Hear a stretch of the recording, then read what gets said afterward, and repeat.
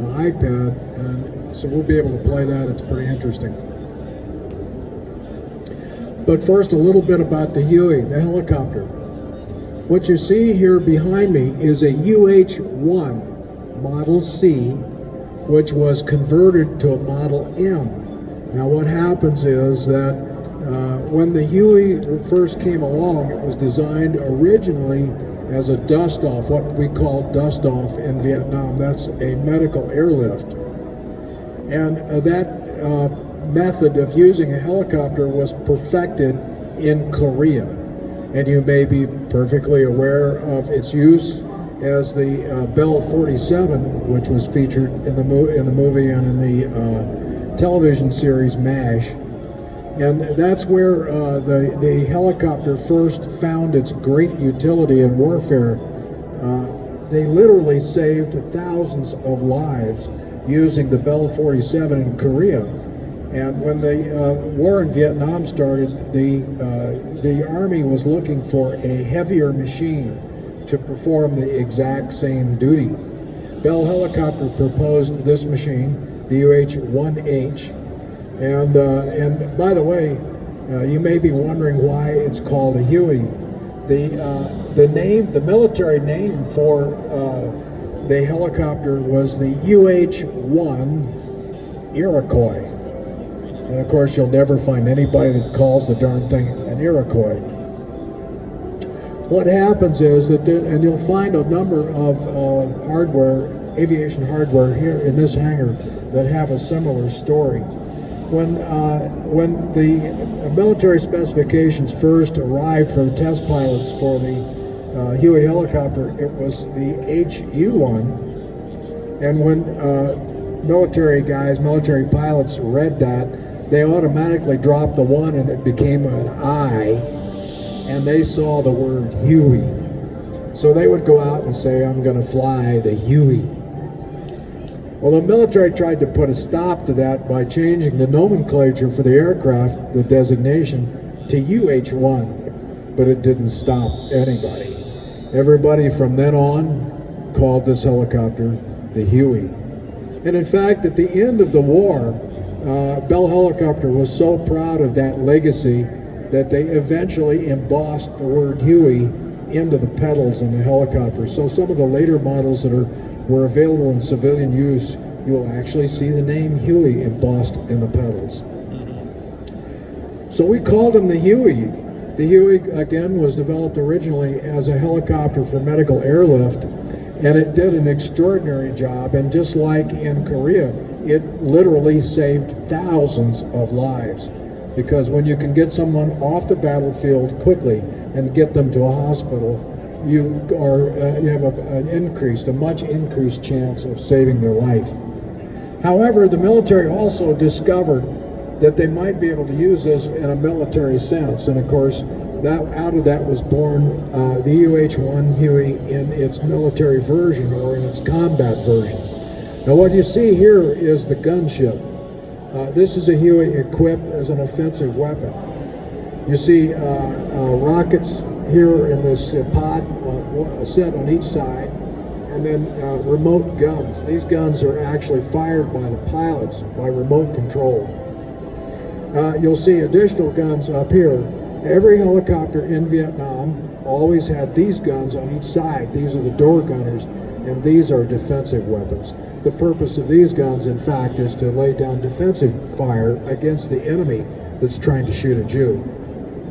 So very often, if the helicopter was being used as a troop carrier, it would not have these weapons on it. So there wouldn't be these remote guns or these rocket pods. And that gave it a kind of a slick appearance. As a result, those of us who were there were familiar with these things. We often could see them in the air, and we would call them slicks. You could look up there and you'd say, no, wait a minute, that's a gunship. Or no, that's a set of slicks coming. The slick, of course, didn't have all the stuff hanging on the side of it. Now, later on in Vietnam, they came out with the Cobra gunship, which replaced this helicopter method of operating these guns, because the Cobra gunship was a real thin Huey helicopter designed as a pure gunship. It had only one mission, and that's a gunship.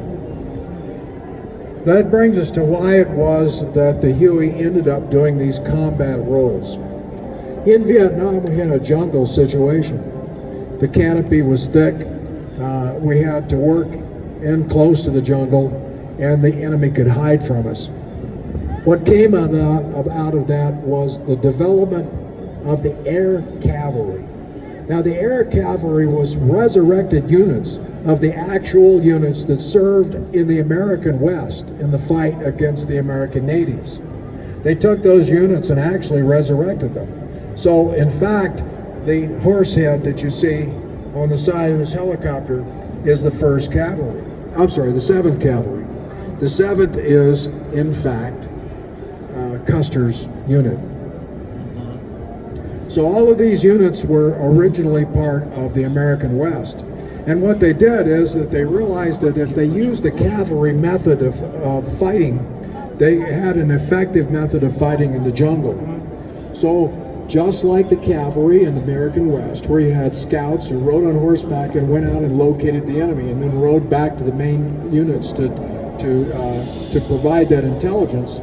And then, of course, the main unit had rapid deployment units with heavy firepower that run up ahead and engage the enemy, and then the rest of the cavalry would follow. Well, that exact same method was used in Vietnam. So we had the light helicopters, the small helicopters that acted as scouts and went out looking for the enemy. And when they found the enemy, they would engage them and mark their location. And they'd come out and locate the gunships, which would usually be orbiting overhead. The gunships would come in and lay down fire into the enemy area, and then the slicks would come along and drop troops down into there and actually capture and kill and capture the enemy. So that was the air cavalry operating almost exactly like the original cavalry in the American West operated. So when they operated that way, early on, they didn't have the gunship, the Huey Cobra gunship, so they would use a set of helicopters, some that were slicks and some like this, and they operated in that same mode. When I got there, we had the UH-1H. This is the C&M model. The UH-1H is about 4 feet longer, and it's the one most people remember. When they walk up to this helicopter and they look at it and they remember the Huey, they think this one is a little small. It's one of the very first things that people will say to me. I remember them being bigger. Well, the H model is about 4.5 feet longer. Back here, this door goes further back, the fuselage is longer, and the door gunner actually sits next to the transmission back in here. So it gives a lot more room in the front of the helicopter for loading equipment and troops. And that was used quite extensively with the Cobra gunship as its gunship cover. Now, I'm a veteran of the 10th Cavalry, the 1st of the 10th, in Delta Troop. I was stationed in Anke. Anke is a small village along Highway 19. It's the road that goes through the Central Highlands between Pleiku and Quy Nhon. We were in charge of the patrolling that road because the Viet Cong and the North Vietnamese would constantly want to disrupt traffic on that road. The 4th Infantry Division had control of the entire area, the Corps, and then we patrolled the road. So at the time I was a communications sergeant. I was in charge of all communications for Delta Troop, and they would take me out in places where my retransmitters were and that sort of thing. So I spent a lot of time in Hueys. During this time, I actually was able to take a cassette recorder, a 3995 cassette recorder, which I bought in Cam Ranh Bay. Anybody who's been to Vietnam will tell you when they went into country, they were dropped off at some location near the coast for an in-processing, usually somewhere between 5 days and 2 weeks, depending upon where they were going to put you. And while you were there, you got to kind of acclimatize yourself to the climate, and they'd send you off. You could go off and shop in the local military stores and buy something. So I bought a camera, a 35 millimeter camera, and I bought a cassette recorder, which I sent regular tapes back home. Among those tapes was a recording that I made in starting a Huey one morning. Now this is a scene. When we'd prepare for a mission, Usually the helicopters had to be staged at some location where the 4th Infantry Division expected us to locate in case they needed us for rapid deployment. But the helicopters during the night were kept in revetments. What's a revetment? Well, if you look at this display of this F-4 Phantom jet right here behind you, you'll see that the jet is displayed in a revetment. It's shown in an area that's sandbag protected. The walls around it are packed with dirt and sand. The reason for that is that that's an asset, and we wanted to protect our assets from attacks during the night. Very often, the Viet Cong or the North Vietnamese would lob mortars and rockets into our areas during the night, and we had to protect those assets from damage. The Hueys were kept, our helicopters were kept in very similar conditions inside a revetment during the night to protect them. In the morning for a mission start, we would all have to go out and start these helicopters and get them repositioned to the new mission location. So when you got out there, it would be the first time the helicopter's been started for that day.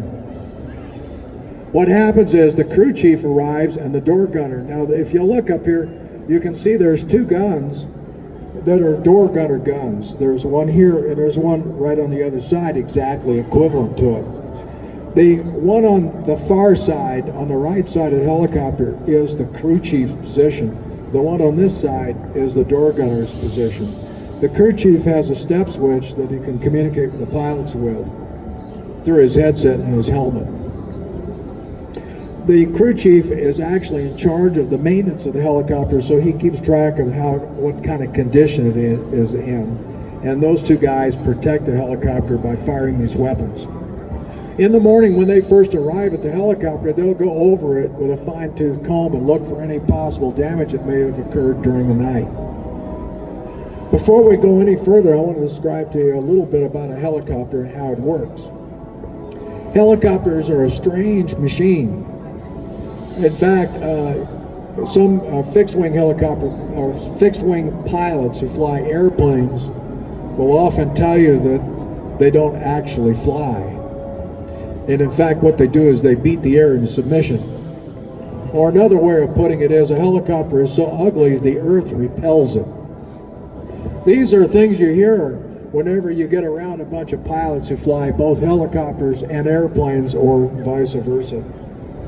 So helicopters actually do fly, and they fly by rotating a wing. And when I'm giving tours around here, I often ask young people after they've looked at these airplanes, they say, well, here's something, do you see the wings on this thing? And they'll say it doesn't have any wings. Well, I beg to differ, it's got 2. You can see them right up there. They're actually just rotating wings. And in fact, they work exactly the same way the wings on an airplane works, except that, of course, they're rotating. Now, when a helicopter flies, you have to get this thing rotating to flight speed. After you have it at flight speed, there's a control over here that's on the left side of the pilot. It's called the collective control. When you pull up on this collective control, it actually increases the pitch. That is, the angle of the blades all the way around in the rotation of those blades on the helicopter. And that increase in pitch will cause the helicopter to raise off the ground, and you can hover. The next thing that happens is you have a control between your legs or right near your knees. It's called the cyclic control. The cyclic control, as it sounds, controls the pitch of the rotor blade in various quadrants around the helicopter. By increasing the pitch in one place and decreasing it somewhere else, we can cause the entire disc rotor to tip one way or the other. So if I push forward on my cyclic control, the entire rotor blade will tip and take the helicopter with it forward. If you pull back on it, it'll tip back. If you push to the left, it'll tip to the left. And interestingly enough, the helicopter will actually slide to the left. And you can slide to the right by pitching it this way. And in fact, if you pitch it back, it'll actually back up. Now, why is that? Well, let's talk about the flying motion. If you raise up on the helicopter, you got in a hover condition, you push forward on the cyclic, the entire rotor disc pitches forward. The immediate tendency for the helicopter is to slide downhill, and if you didn't do anything, it would just drive itself right into the ground. what happens is that simultaneously you pull up on the collective control to increase the entire rotor blade pitch. The result is the helicopter just flies along. And by doing that, you can gain speed.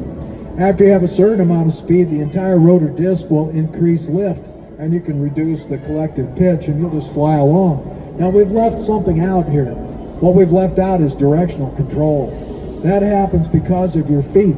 If you look on the back of this helicopter, or any helicopter like this, it's a single rotor, you'll see a secondary rotor that's on the very back of the helicopter that turns vertically. That one is the tail rotor. The purpose of the tail rotor is to counteract the natural torque that occurs, because when you raise this helicopter off the ground with this big blade and you're turning against the air, the entire helicopter will attempt to rotate backwards against that torque force. By having this little rotor blade on the back, you counteract that rotation. Now what happens is that the pitch of those blades on that little rotor blade back there are connected to pedals on your feet, and those are called anti-torque pedals, and there you can actually see them through the chin bubble right there. When the pilot has his foot on those pedals, you push on the left pedal, you change the pitch in such a way that the helicopter will actually turn to the left. By pushing on the right pedal, you can turn to the right. So as you can imagine, you can bring the helicopter up in a hover by using the collective pitch, keep it centered and balanced with a cyclic pitch, and then push on the left or right foot, and you can turn to the right or turn to the left. That's called pedal turns. All you need to do to fly along is just push forward on it, increase the pitch, take off and fly, push a little left pedal, pitch over the left, you can make a nice left turn. That's the way it's done. You're real busy. Your hands and your feet are all busy all the time, and that's what it takes to fly a helicopter. You can actually turn loose the collective control, the collective control a little bit once in a while to adjust radios and that sort of thing, but you can't really turn loose of the cyclic control because the helicopter will immediately start to drift. That was true till I came out with the Blackhawk. The Blackhawk has an autopilot hover system, which actually allows the pilot to turn the cyclic control over to an autopilot. Okay, so here we are in Vietnam. We're in a revetment. It's in the morning. We got the crew chief, we got the gunner out there. They're crawling all over this thing, up on the rotor blade, back in the back. They're opening all the covers, they're checking the oil. They're looking at everything to make sure that the helicopter is ready to fly. The crew chief will actually get up here in the front and turn the master switch on, check the electrical system and make sure that the instruments work right. They'll shut it off, and by that time the pilot and the mission commander have arrived. They get in the helicopter. The pilot and the crew chief and the gunner will come out here and plug their headsets in, their helmets. One thing that's happened during this time is the crew chief will have untied the rotor blade. It will usually be tied with a rope down at the back here. And that's to prevent it from getting any damage blown around in a gust of wind during the night. When he unties it, he'll push the rotor blade and knock it out of the way so that it'll come out here about 45 degrees and hang out here. The pilot will look for that. The reason is it's not good to start a helicopter if the helicopter blade is tied down. So he'll look for it when he gets ready to start the helicopter and make sure that it's there. There's also some communication occurs.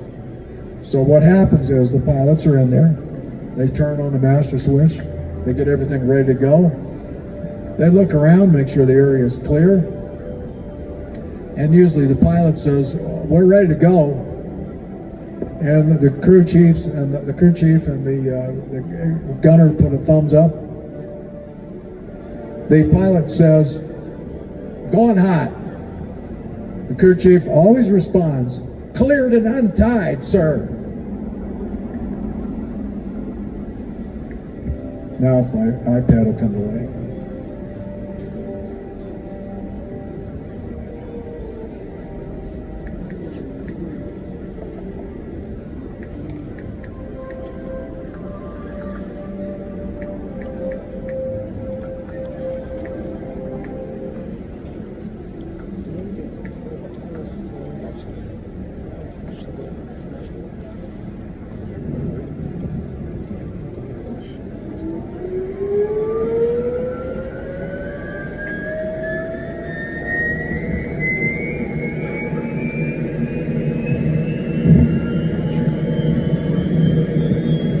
the turbine starting. The turbine is starting up on top up here.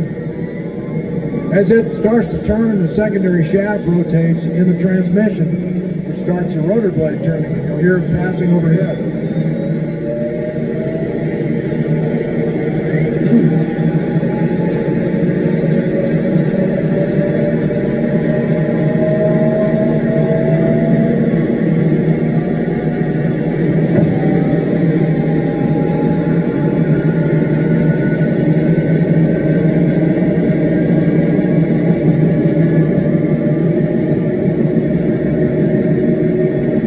During this time, the pilots will check the oil temperature, turbine temperatures, transmission operation, and then everybody climbs on board and gets in position. The pilots actually strap themselves in. The crew chief and the gunner and about anybody else usually don't, in spite of the open doors.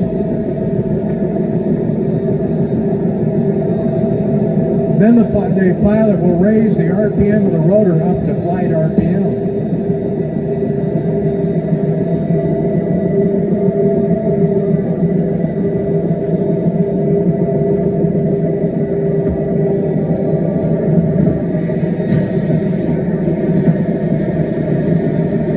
That's me getting in the helicopter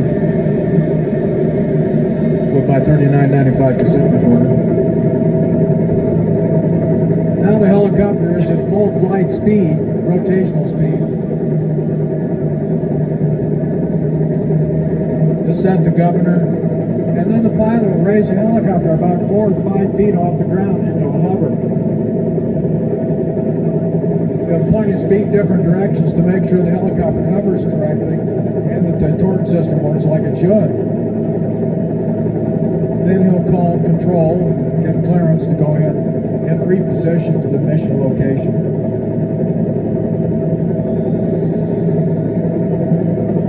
Now you can hear that very distinct whop sound that a Huey has.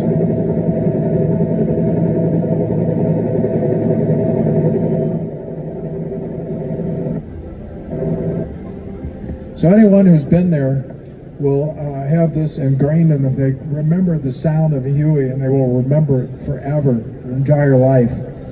I can hear one today, and I hear it coming, and a lot of memories come back, both bad and good. We did a lot of stuff with the Huey. We did everything. In fact, the location, when I give these presentations, I put this Fender amplifier back up in here, and immediately, as soon as I put that speaker up there, I remember a mission. It was a really important mission. USO was coming to town in Ankh. They sent us to Cameron Bay to pick up a Fender amplifier for a guitar. And I remember distinctly seeing the speakers mounted up there so we could get it to the location where the performance was going to be given. We carried everything. We carried beer, we carried liquor, we carried food supplies, we carried amplifiers, we carried recorders, we carried staples, you name it. It was a flying Jeep. And of course, we had our regular missions to do as well. So the Huey helicopter was a wonderful machine, and it saved a lot of lives, and it also served in a very important combat capacity. Thank you. I hope you've enjoyed this presentation.